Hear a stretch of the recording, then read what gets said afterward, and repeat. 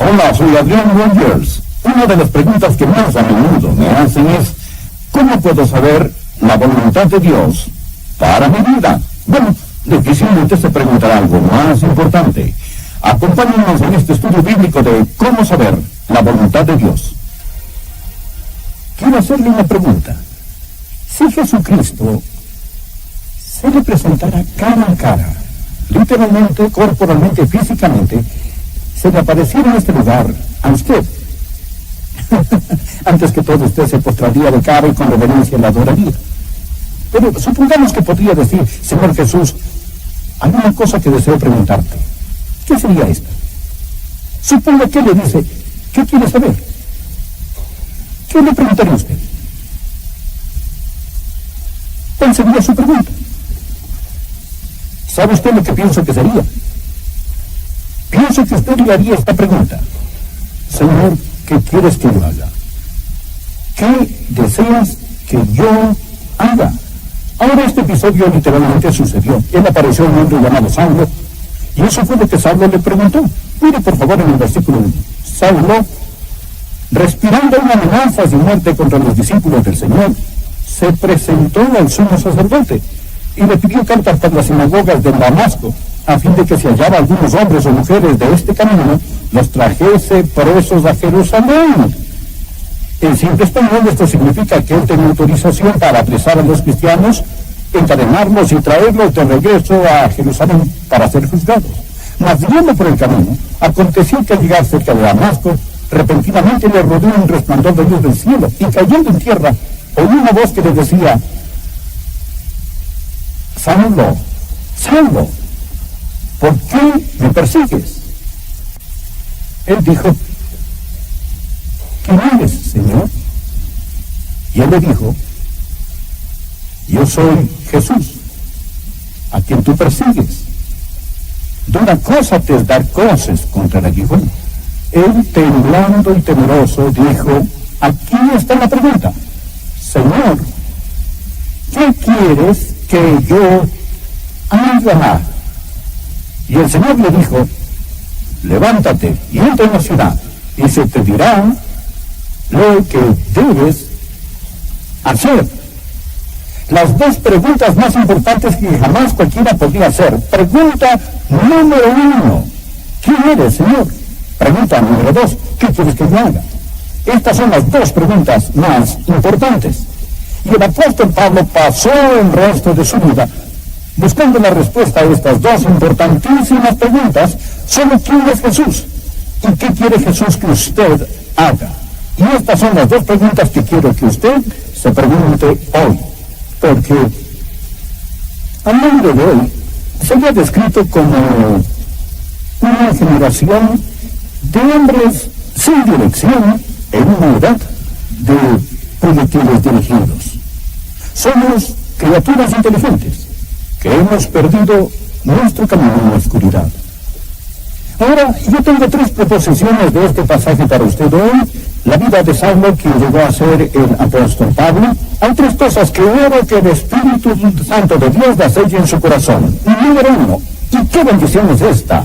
Número 1, su guía es una promesa. Dios nos ha prometido guiar. Mire por favor la última parte del versículo 6.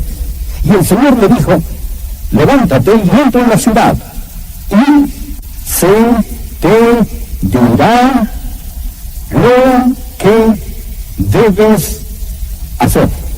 No creo que Jesús haya podido darle una mejor promesa que esta que le hace aquí. Se te dirá. Usted dice: eso fue lo que el Señor le dijo a Saulo. Él me lo dijo esto a mí. Bien, déjeme darle algunos versículos más. Anote estos. Efesios capítulo 2, versículo 10. La Biblia dice: porque somos hechura suya, creados en Cristo Jesús para buenas obras, las cuales Dios preparó de antemano para que anduviésemos en ellas. Creados en Cristo Jesús para buenas obras, las cuales Dios preparó de antemano para que anduviésemos en ellas. ¿Qué significa esto en simple español? Que Dios tiene un plan para su vida. Escuche este. Isaías capítulo 58, versículo 11. Jehová te guiará continuamente. Escuche este otro. Proverbios capítulo 3, versículo 6. Reconócelo en todos tus caminos y Él enderezará tus veredas. Amigo, la guía es una promesa en la palabra de Dios. Cuán bendecidos somos los que conocemos al Señor. Tenemos un Padre arriba controlando todas las cosas. Tenemos al Salvador al lado guiando nuestros pasos.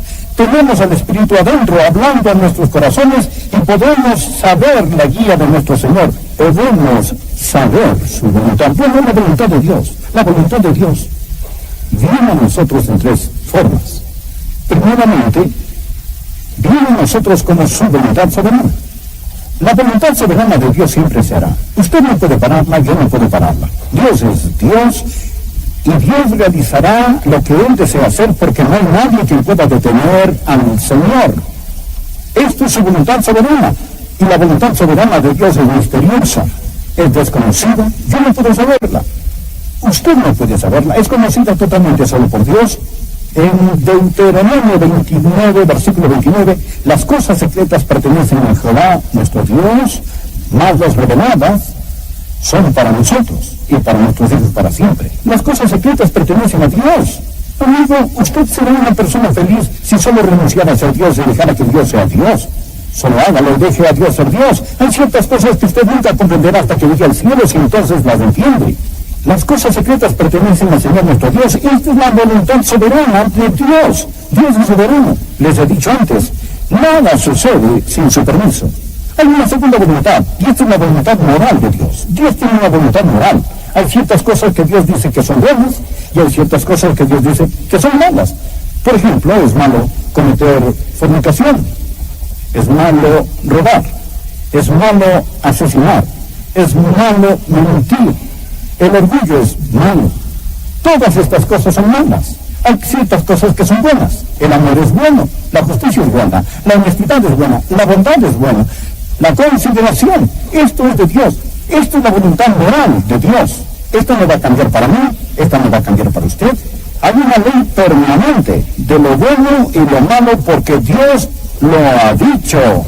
Bueno, esta es su voluntad moral y esta se encuentra en la palabra de Dios. Sin titubeo, sin tartamudear, sin disculpas, sin indecisión, sin dudas ni peros.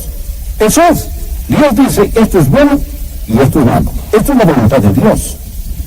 Él no va a cambiarla para usted, Él no va a cambiarla para mí.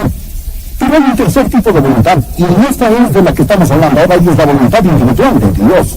¿Qué es la voluntad especial de Dios para usted? Dios tenía un plan individual para Saulo. Por ejemplo, mire por favor el versículo 15.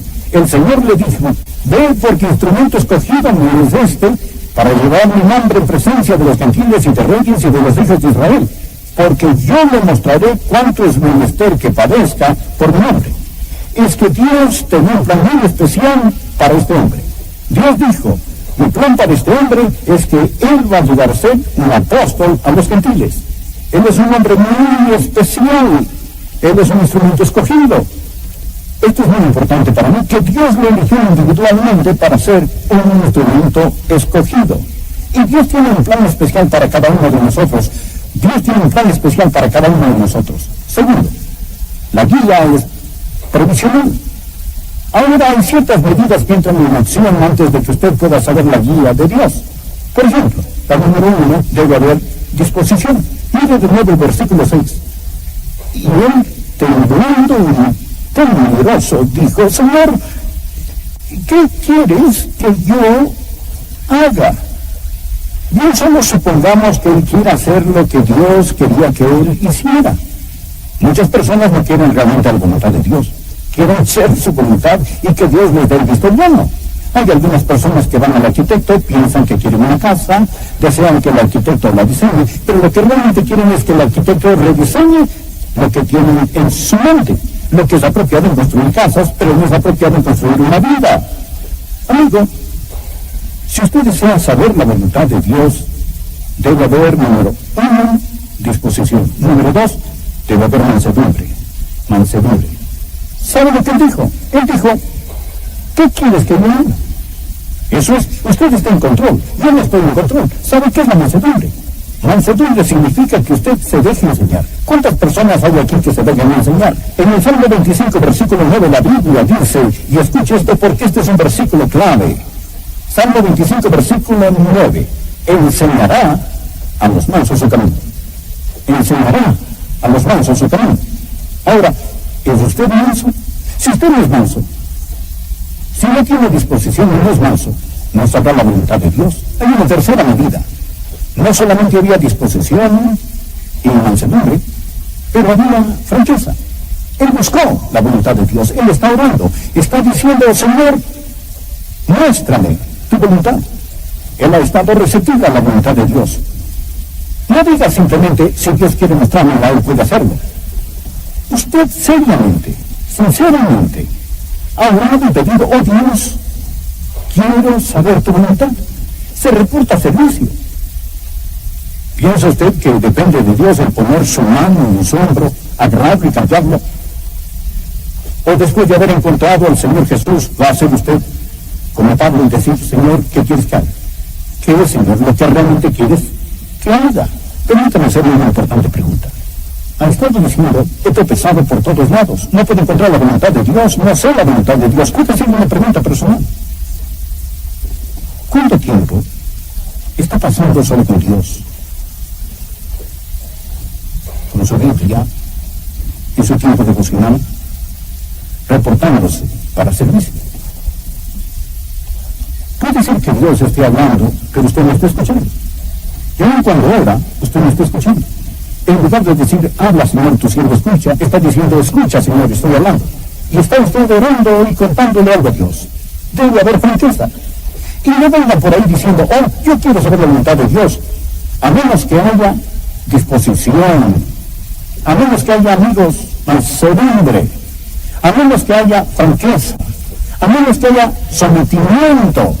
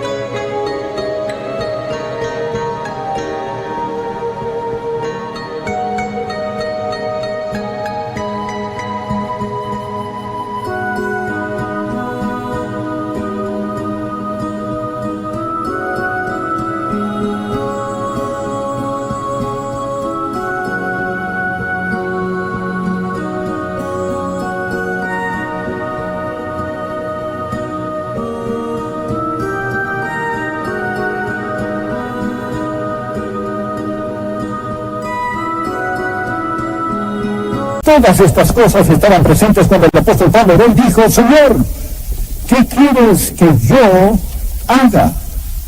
Aquí está el tercer punto que quiero que vea. No solo su guía es una promesa, no solo es esta provisional. En tercer lugar, es práctica. Dios ha dado algunas formas muy prácticas para que usted pueda saber su voluntad. Y las vamos a encontrar. Aquí las tenemos y quiero que usted las mire. Una forma que puede saber la voluntad de Dios es por los milagros. Y sería deshonesto si no lo mencionara. Miren el versículo 3. Mas yendo por el camino aconteció que al llegar cerca de Damasco, repentinamente le rodeó el resplandor de luz del cielo. Y cayendo en tierra, oyó una voz que le decía, Saulo, Saulo, ¿por qué me persigues? Y Dios podría hablarle con una visión. Dios podía hablarle en un sueño. Dios podía hablarle con una voz audible. Dios podía hablarle y orientarle con un milagro. Y quiero de inmediato decir, Él no guía normalmente de esta forma, pero Él lo hace a veces. Ahora, desde que tenemos el Nuevo Testamento y la Biblia completa, este tipo de milagros no son muy necesarios hoy. Y esta no es la forma normal de Dios, pero lo menciono porque está aquí en la palabra de Dios. Dios podía hablarle en esta forma. Pero si usted tiene una visión, un milagro, un sueño, lo que sea, usted debe verificarlo con las otras cosas que estoy a punto de decirles y vea si compaginan y que no sea pura autosugestión. Número 2, Dios hablará con usted y Dios le guiará con su palabra. Bien, ¿guió Dios al apóstol Pablo con su palabra? Créanlo que sí. Número 1, él era un rabí y él estaba sumergido en la palabra de Dios en el Antiguo Testamento. Número 2, él acababa de oír un sermón y ese sermón fue dado por uno de los predicadores más grandiosos que jamás hayan vivido, un hombre de Dios lleno del Espíritu, Esteban. Y cuando Dios, el Espíritu Santo, apareció a Saulo, él dijo, dura cosa tentar cosas contra el aguijón, es decir, resistir la palabra de Dios. Salmo 119, 105 dice, lámpara es a mis pies tu palabra y lumbrera a mi camino. Y la mayoría de la voluntad de Dios para su vida, amigo, se encuentra en la Biblia. Ahora, por ejemplo, si yo digo que no es la voluntad de Dios que se case con un incrédulo, si está saliendo con una persona y esa persona no es salva, entonces, ¿por qué salir con alguien con quien no podrá casarse? Si usted se enamora. Usted sabe la voluntad de Dios muchas veces al leer la Biblia. Y usted dice, Dios me está guiando a que me divorcie de mi esposa para casarme con otra. Esto es mentira. Una mentira. Está aquí en la palabra de Dios y es pura arrogancia la suya al orar y decir, Dios, muéstrame tu voluntad, cuando Dios a usted ya se la ha mostrado. Quiero mencionar una tercera forma en la que Dios le guiará. No solo por medio de su palabra, Dios le guiará por medio de sus siervos, por medio de su gente. Mire por favor el versículo 10. Había entonces en Damasco un discípulo llamado Ananías, a quien el Señor dijo en visión, Ananías, y él respondió, heme aquí, Señor.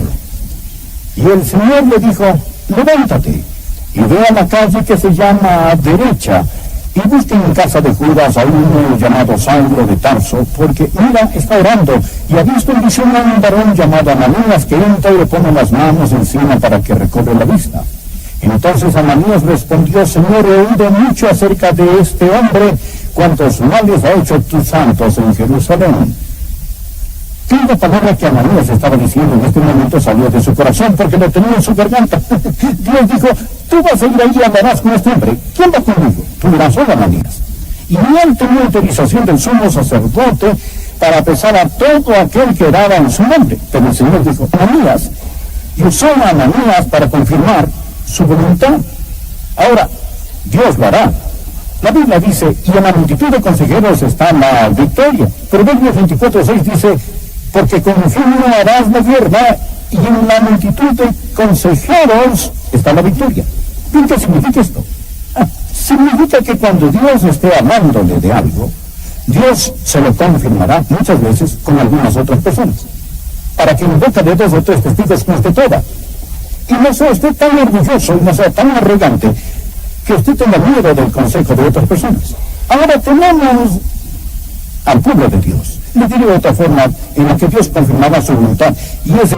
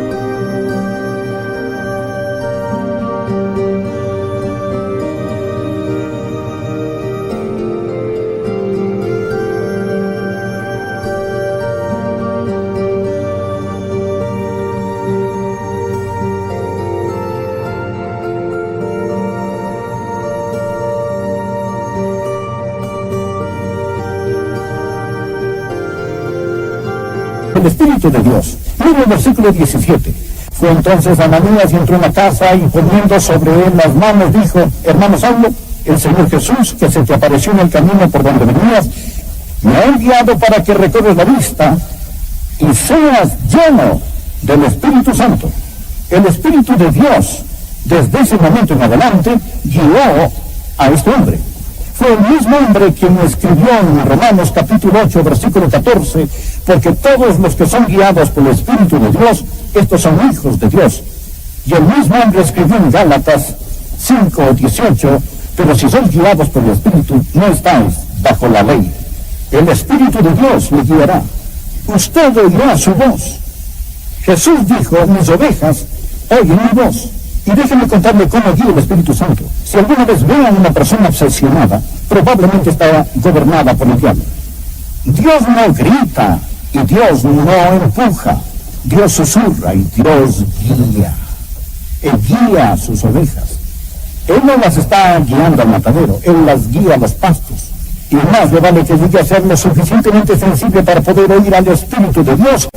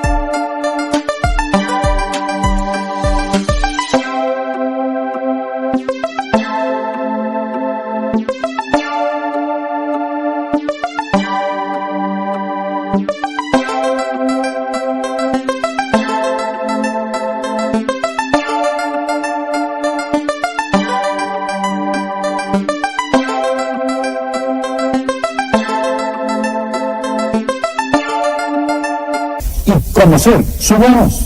Desearía tener más tiempo para tratar sobre esto, pero permítame darle la última forma con la que puede saber, no solo el Espíritu de Dios, pero la sabiduría de Dios. Dios le guiará con sabiduría pura. Noten el verso 20.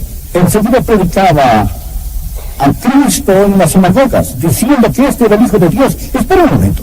¿Quiere decir que de inmediato, aquí este hombre, de inmediato está predicando a Cristo? Sí. Y todos los que lo oían estaban atónitos y decían: ¿no es este el que asolaba en Jerusalén a los que invocaban este nombre? Y a eso vino acá, para llevarlos presos ante los principales sacerdotes. Mas fue el versículo 22. Pero Saulo mucho más se esforzaba. Ahora no está hablando de poder físico, no está levantando pesas.